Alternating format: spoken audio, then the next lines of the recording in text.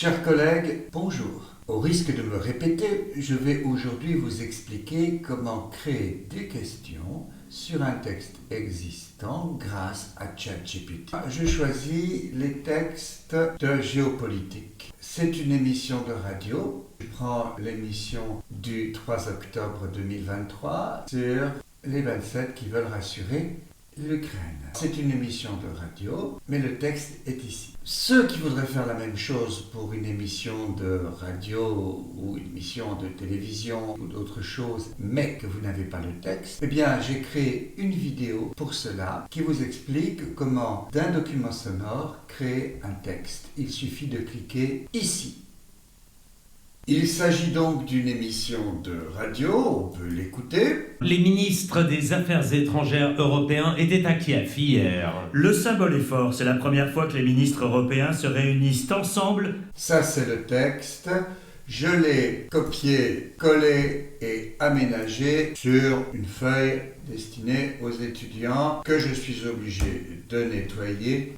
J'ai mon texte. J'ai aussi besoin de ce que dans le jargon des ChatGPTiens et autres amateurs d'intelligence artificielle, nous appelons un prompt. Écrit ce prompt. Je vais le détailler avec vous et l'expliciter. Tout d'abord, il faut essayer d'être le plus précis possible, le plus près de ce que vous voulez obtenir en produit fini. On dit souvent avec les intelligences artificielles que si le résultat n'est pas bon, c'est que le prompt au départ n'était pas correctement rédigé. Celui que je vous montre, que vous avez eu le temps de lire et que je mettrai en dessous de la vidéo, et je l'utilise depuis quelques mois et il fonctionne très bien. On commence toujours par y mettre ce premier point. Vous devez y mettre vraiment le côté expert. Comme ça, il va réagir encore mieux que d'habitude. Ensuite, le public cible. Pour moi, ce sont des étudiants adultes et diplomates. J'y mets le niveau C2 alors que je veux des questions de niveau B2, C1.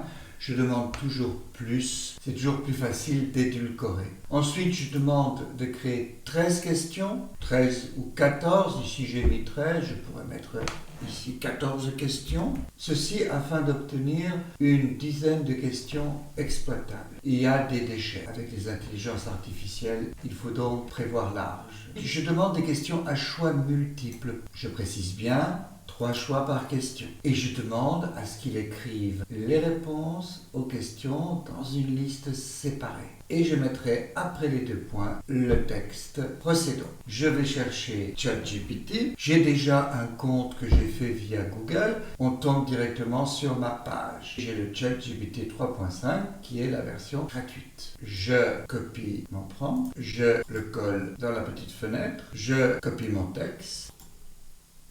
Et je le colle après les 2 points. Pendant que ChatGPT mouline et crée les questions, je vais préparer de ma feuille question et ma feuille réponse. Je voudrais faire le point avec vous sur ma demande spécifique de questions à choix multiples. Je ne vais pas toutes les utiliser et je ne vais pas toutes les utiliser à choix multiples. Je vais transformer certaines en questions ouvertes, surtout lorsque la proposition de choix multiples sera trop évidente, trop simple. Retournons à notre préparation pédagogique. Mes questions sont là, mes réponses sont là. Je vais les copier-coller sur 2 documents différents. Et voilà mes questions. Ici, il me propose des questions à choix multiples. Je vais supprimer le choix multiple et j'ai mis sur ce document les réponses aux questions. Je vais donc maintenant regarder mes questions, analyser leur pertinence et analyser la pertinence du choix multiple. Je vais supprimer quelques questions, transformer quelques questions à choix multiples en questions ouvertes. Je vais bien faire attention que la partie réponse suit bien la partie question. Je vous montre le résultat final. Je me retrouve avec 10 questions sur les 14. Certaines, je les ai conservées en questions à choix multiples et certaines autres en questions ouvertes. C'est une bonne moisson cette fois-ci. Je suis assez content des questions proposées par ChatGPT. J'ai dû effectivement les transformer, mais ça m'a permis de vaincre le syndrome syndrome de la page blanche, c'est-à-dire, oh là là, écrire des questions sur un texte, par quoi est-ce que je commence, qu'est-ce que je prends, etc.